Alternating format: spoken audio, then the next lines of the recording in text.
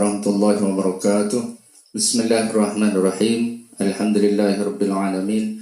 Wassalatu wassalamu ala asyrafil anbiya'i wal mursalin. Sayyidina Muhammad wa ala alihi wa sahbihi ajma'in. Rabbi shrah li sadri wa yassir li amri wa hlul 'uqdatam min lisani yafqahu qawli. Rabbana arinal haqqa haqqan warzuqna ittiba'ah wa arinal batila batilan warzuqna ijtinaba. Kita sampai pada jalsah al-khamisah, pertemuan yang ke-5. Namun sebelum memulai pertemuan yang ke-5 ini, pada pertemuan yang ke-4 ada kekeliruan pembacaan ayat. Pada menit yang ke-15:38 dalam ayat itu saya bacakan la tudrikul absar wa huwa yudrikul absar wa huwa samiul basir. Seharusnya wa huwa latiful khabir. Dimohon dimaklumi sabkul lisan. Marilah kita memulai pada pertemuan ini dalam pembahasan Bismillahirrahmanirrahim. Lafal ismu di dalam Bismillahirrahmanirrahim ini mushtaqun minas sumuw, diambil dari kata-kata sumuwun wa huwal 'ulu, yang bermakna mulia atau tinggi. Jadi artinya penyebutan nama itu berarti karena memuliakan orang yang diberi nama. Dalam hal ini adalah lafal Allah. Au minas simah wa huwal alamah. Ada juga yang mengatakan pengambilannya dari lafal simah yang bermakna alamah, tanda. Jadi artinya penyebutan nama itu sebagai tanda. Sebab katakan dulu seperti manusia, kalau tidak diberi nama maka akan kabur semua. Tidak bisa dibedakan antara satu dengan yang lain. Begitu dikasih nama Muhammad misalnya, itu sudah ada tandanya bahwa orang itu namanya Muhammad. Untuk lafal Allah begitu juga. Jadi Bismillahirrahmanirrahim, menyebut nama Allah itu berarti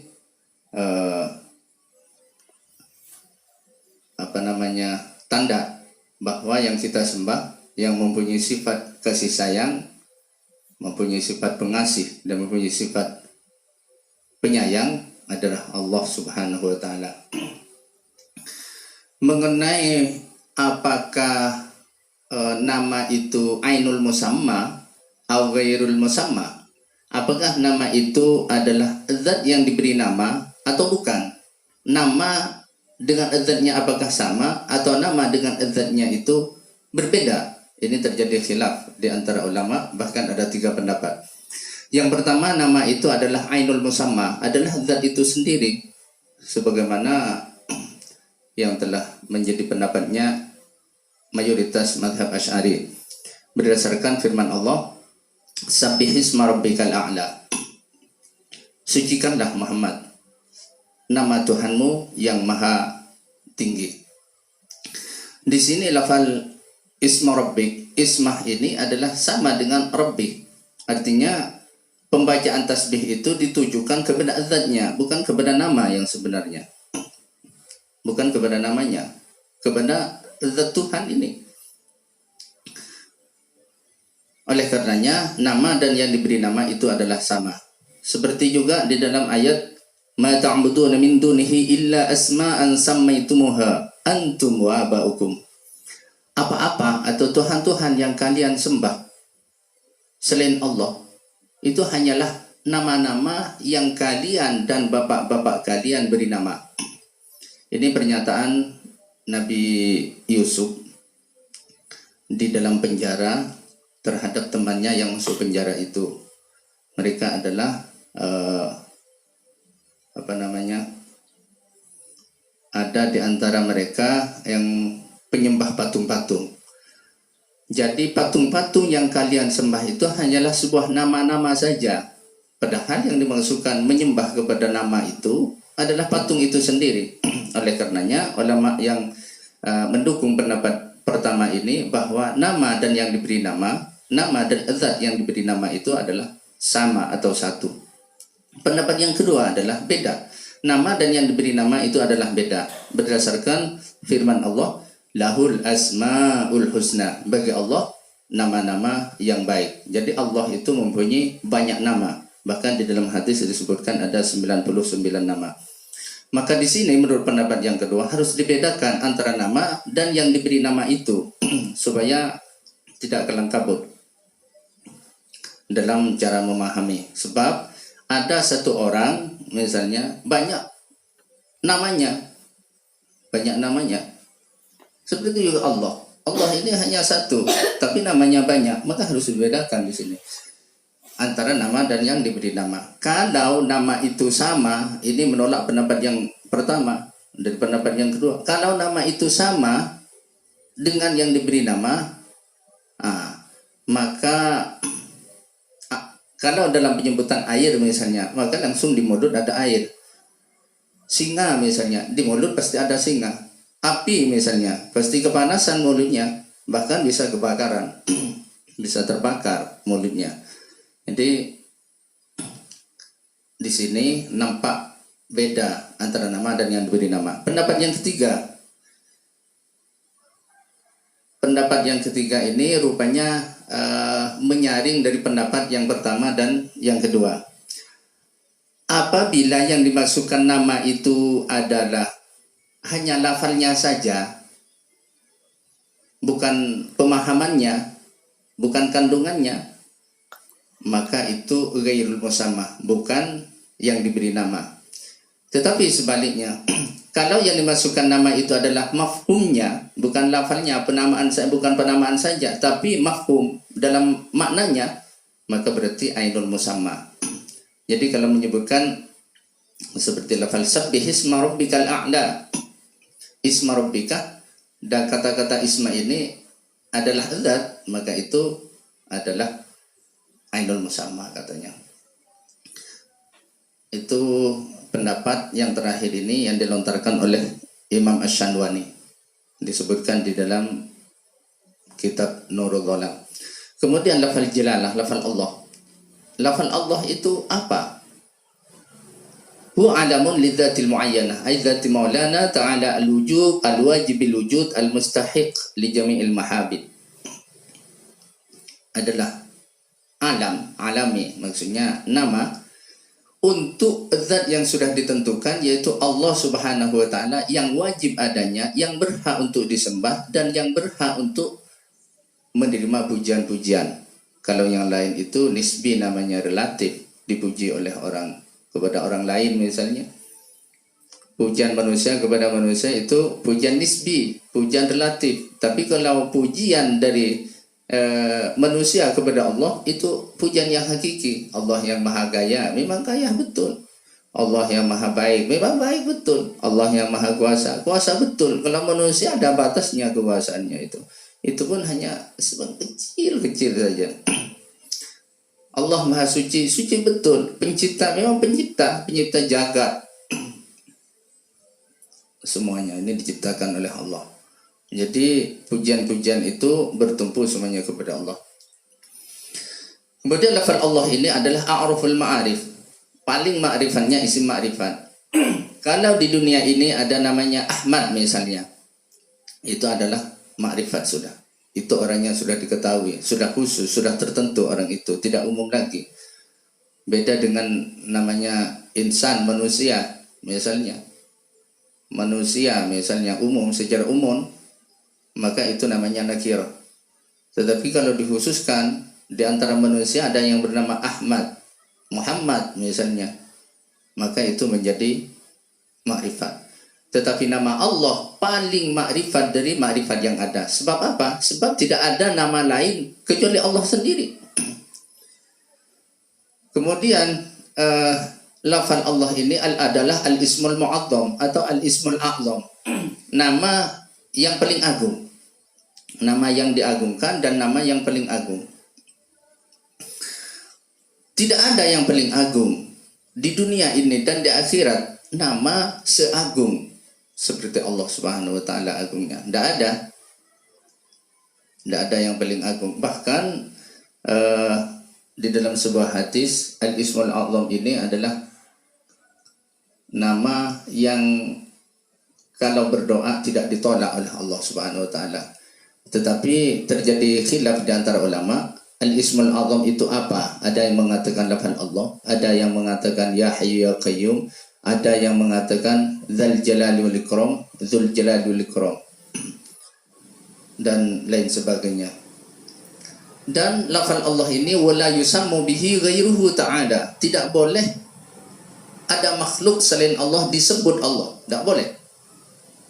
Tidak boleh. Bahkan ada sebagian ulama yang menjelaskan haram hukumnya manusia atau hewan misalnya dikasih nama Allah. Mengenai kenapa lafal jalalah ini didahulukan dari Ar-Rahman dan Ar-Rahim. Lafal Allah kenapa didahulukan, disebut terlebih dahulu daripada Ar-Rahman dan Ar-Rahim? Karena Allah ini adalah ism, nama. Sementara Ar-Rahman dan Ar-Rahim adalah sifat. Tidak layak kalau sifat itu dibaca terlebih dahulu daripada nama. Contoh, Muhammad yang alim itu datang. Berarti Muhammad itu adalah nama, Al-Alim itu adalah sifat. Sifatnya Muhammad. Bismillahirrahmanirrahim, dengan menyebut nama Allah yang maha pengasih lagi maha penyayang. Jadi tidak layak, tidak pantas kalau menyebut Bismillahirrahman Allah Ar-Rahim atau Bismillahirrahmanirrahim Allahi. Ini kurang pas lah. Yang paling pas nama terlebih dahulu disebut, kemudian sifatnya. Pertanyaan berikutnya, kenapa Ar-Rahman ini didahulukan daripada Ar-Rahim? Karena Ar-Rahman ini khusus kepada Allah Subhanahu wa taala. Idza yutlaqu ala ghairihi ta'ala. Tidak ada orang itu mempunyai sifat Ar-Rahman dan tidak boleh diberi nama Ar-Rahman selain Allah. Jadi misalnya ada orang namanya Faiz. Faiz itu Ar-Rahman misalnya. Faiz itu yang pengasih. Tidak boleh. Sebab Ar-Rahman ini khusus kepada nama Allah. Kalau Ar-Rahim boleh. Faiz Ar-Rahim. Faiz yang penyayang misalnya boleh.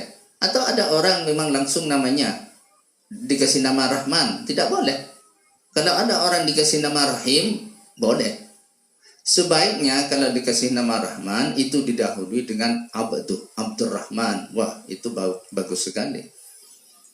Berbeda dengan lafal Ar-Rahim ya. Kalau Ar-Rahim itu tidak khusus, berlaku umum. Nama selain Allah Subhanahu wa taala dikhususkan nama Ar-Rahim itu umum baik kepada Allah atau kepada makhluk yang lainnya. Kemudian alasan kedua, kenapa Ar-Rahman itu didahulukan daripada Ar-Rahim? Karena ablagu minhu kamman wa kaifan.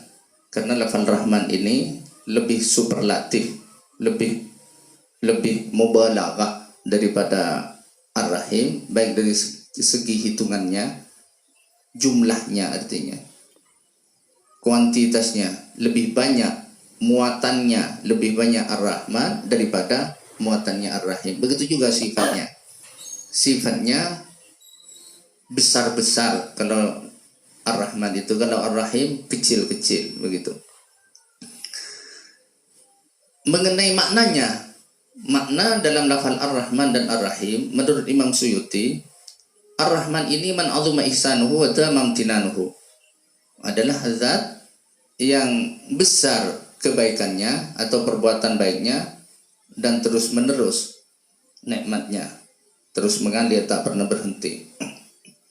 Sementara maknanya Ar-Rahim man sadda kulla faqah wa lam yuhmil duna taqah, adalah zat yang bisa menutup kebutuhan orang, kebutuhan makhluknya, bisa memenuhi hajat dan keperluan manusia atau makhluknya, dan tidak memberi beban, tidak membebani di luar kemampuan. Menurut Ahmad As-Sawi, artinya Ar-Rahman adalah al-mun'im bi jami'i aw bi jala'ilin ni'am. Azat yang memberi nikmat, azat yang memberi besar-besarnya nikmat, baik kualitasnya, kuantitasnya, baik di dunia dan di akhirat, zahir dan batin. Sementara Ar-Rahim itu adalah Al-Mun'im bidaqaiqin ni'am, adalah zat yang mempunyai kecil-kecilnya atau yang memberi kecil-kecilnya nikmat. Nikmat yang kecil itu tugasnya Ar-Rahim, nikmat yang besar tugasnya Ar-Rahman, begitu maksudnya. Apa yang dimaksudkan nikmat yang kecil? Ma tafarra'at 'anil usul allati hiyal jalail, adalah cabang-cabang dari nikmat yang besar-besar itu, dari dasar-dasarnya nikmat. Contoh, iman itu adalah dasar atau nikmat besar. Kemudian nikmat kecilnya, tambahnya iman. Dikasih ilmu oleh Allah berarti nikmat besar. Ditambah ilmunya, sedikit demi sedikit ditambah ilmunya, itu namanya nikmat kecil. Begitu. Taufik oleh Allah, orang dikasih taufik oleh Allah, itu nikmat besar. Nikmat kecilnya apa? Dikasih taufik tambahan sedikit demi sedikit. Gitu. Kemudian dikasih pendengaran, dikasih mata oleh Allah Subhanahu wa taala. Dikasih penglihatan dan pendengaran, itu nikmat besar. Tapi kepekaan, kecerdasan, ketajaman, baik penglihatan atau pendengaran, itu adalah nikmat-nikmat yang kecil. Kemudian masih menurut Imam Ahmad As-Sawi, lafal Ar-Rahman dan Ar-Rahim ini adalah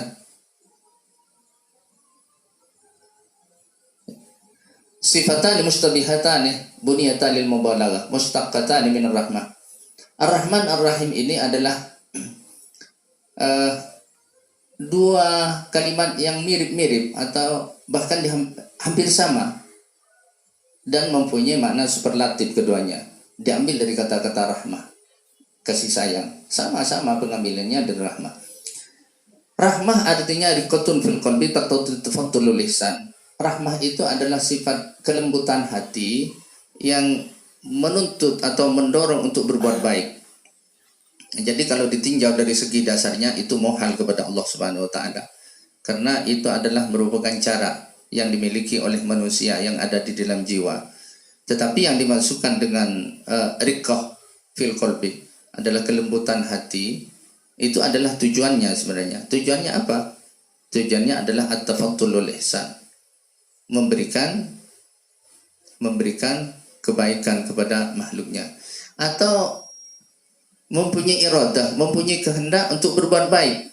Nah, kalau bermakna at-tafaddulul ihsan, Allah memberikan kebaikan kepada makhluknya, maka itu namanya sifatu fi'lin. Sifatu fi'lin, sifatnya perbuatan Allah. Tetapi kalau bermakna Allah mempunyai kehendak untuk berbuat baik, itu namanya sifatu dzatin, sifatnya zatnya Allah Subhanahu wa taala. Begitu juga ghadab, marah, atau sabar, atau ridho. Ini juga sifat yang mustahil milik Allah kalau diartikan secara kalau diartikan secara kaifiyah, secara cara, sebagai cara teknis yang ada pada hati misalnya, itu mustahil kepada Allah Subhanahu wa taala. Tapi tidak mustahil kalau diartikan gayahnya, tujuannya adalah berbuat baik misalnya. Kalau ridho yang ada pada manusia adalah sururul qalbi wa irtifa'ul jaza, kegembiraan hati dan hilangnya rasa jengkel, rasa marah. Nah, maka itu namanya ridho.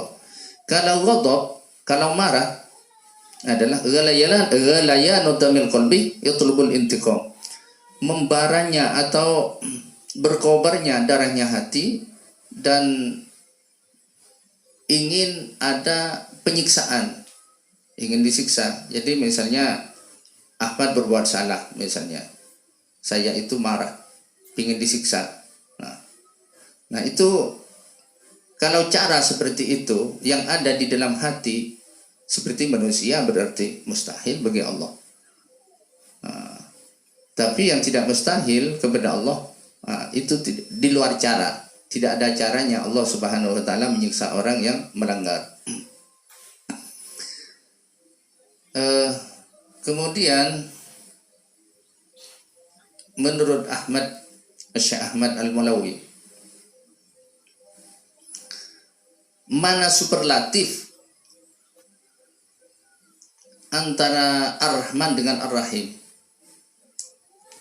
Biasanya di dalam kaidah atau rumus di dalam bahasa Arab, kalau dalam satu bentuk itu hurufnya ada yang berlebih, maka huruf yang berlebih itu merupakan lebih besar manfaatnya atau superlatifnya. Ziyadatul lafzi tadullu ala ziyadatil ma'na. Tambahnya bentuknya lafal menunjukkan tambahnya fungsi atau makna yang terkandung di dalamnya. Jadi Ar-Rahman itu artinya adalah zat yang memberi nikmat secara hakiki, yang besar, yang banyak, begitu. Dan itu tidak ada di dalam selain Allah Subhanahu wa taala. Kemudian setelah Allah menyebutkan Ar-Rahman yang berarti lebih besar, yang berarti lebih banyak daripada Ar-Rahim atau lebih superlatif artinya, maka Allah kemudian menyebut lafal Ar-Rahim. Sepertinya Ar-Rahim ini fungsinya untuk menyapu habis nikmat-nikmat yang kecil. Nah, seperti juga penyempurna begitu. Jadi kalau Ar-Rahman ini jangkauannya adalah Allah memberi nikmat yang besar-besar dan yang banyak-banyak. Kemudian Ar-Rahim itu tugasnya adalah yang memberi nikmat yang kecil-kecil, yang lebih sedikit, begitu maksudnya. Dari segi kuantitas dan kualitasnya. Namun ada juga yang menyatakan bahwa Rahman ini ditinjau dari superlatifnya adalah jangkauannya lebih menyeluruh, menyangkut kasih sayangnya Allah kepada orang kafir dan kepada orang mukmin. Sementara orang kafir itu tidak dijangkau oleh lafal Ar-Rahimnya Allah. Tidak dijangkau oleh lafal Ar-Rahimnya Allah. Hanya diberi lafal Ar-Rahmannya Allah. Wa kana bil mu'minina rahima. Dan terutama di akhirat. Kalau di dunia yang kafir atau yang tidak kafir itu pasti mendapat rahmat dari Allah, jangkauan dari lafal Rahman. Tetapi orang kafir tidak dijangkau oleh rahimnya Allah. Sebab rahimnya Allah itu khusus kepada orang mukmin dan sangat terbukti nanti di akhirat.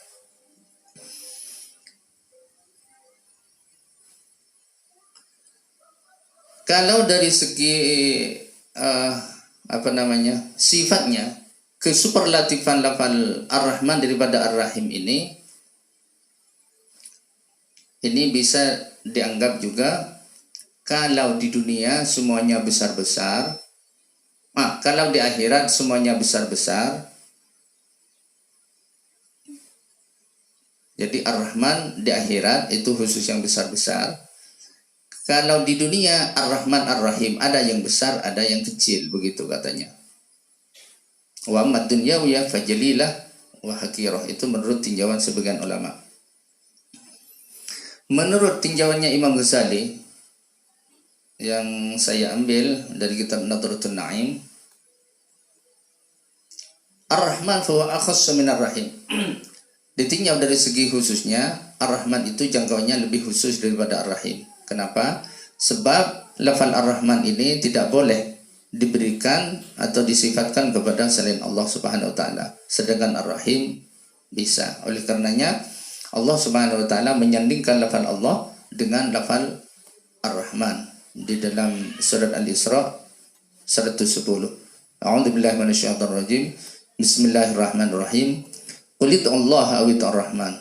Muhammad, katakan Muhammad, berdoalah kalian kepada Allah atau berdoalah kepada Ar-Rahman. Ini tidak menyebut sifat-sifat yang lain. Kepada Rahim tidak ada. Jadi bisa berdoa kepada Allah dan kepada Ar-Rahman. Oleh karenanya lafal Allah dan lafal Rahman ini khusus nama kepada Allah Subhanahu wa taala, tidak boleh diambil alih oleh manusia atau makhluk yang lain. Jadi artinya kalau menurut ulama seperti Imam Ghazali ini, mafhum dari Ar-Rahman ini sama dengan mafhumnya Ar-Rahim, sama-sama diambil dari lafaz rahmah. Tetapi mafhum yang ada di dalam lafaz Ar-Rahman ini jauh dari kemampuan manusia, dan ini kebanyakan yang berhubungan dengan keberuntungan yang ada di akhirat. Maka Ar-Rahman ini kalau dihitung jumlah besarnya ada 4. Yang pertama adalah kasih sayang Allah kepada hambanya dengan cara mengadakan yang tadinya tidak ada, mewujudkan yang tadinya tidak ada, itu yang pertama. Yang kedua, memberikan hidayah dengan memberikan keimanan, kemudian keberuntungan di dunia. Yang ketiga adalah memberikan keberuntungan di akhirat. Kemudian yang keempat adalah bisa memandang Allah Subhanahu wa taala di akhirat. Ini nikmat yang paling besar. Menurut Ibnu Qayyim, rahmat yang khusus yang dijangkau oleh lafal Ar-Rahman itu adalah pertama hubungan manusia dengan Allah, yang menurut Imam Ghazali disebut iman tadi. Yang dengan rahmat tadi Allah Subhanahu wa taala menurunkan utusan, menurunkan kitab-kitabnya, memberikan hidayah, menempatkan di tempat pahalanya yakni di akhirat, dan memberikan beberapa rahmat kepada manusia. Itu yang ada di bawah naungan Ar-Rahman. Jadi rahmat yang ada di dalam Ar-Rahman ini adalah yang terakhir adalah memberikan beberapa nikmat-nikmat atau rahmat-rahmat itu yang besar. Kemudian kesimpulannya dari pertemuan ini, lafal Ar-Rahman dan Ar-Rahim itu ada kesamaannya dan ada perbedaannya. Persamaannya adalah Ar-Rahman dan Ar-Rahim sama-sama diambil dari kata rahmat, kasih sayang. Yang kedua, Rahman dan Rahim itu sama-sama mempunyai arti pemberi nikmat. Yang ketiga, Rahman dan Rahim itu sama-sama mempunyai sama-sama bermakna sigat mubalaghah, superlatif. Perbedaannya, kalau rahmat adalah pemberi nikmat yang besar-besar, kalau rahim adalah pemberi nikmat yang kecil-kecil.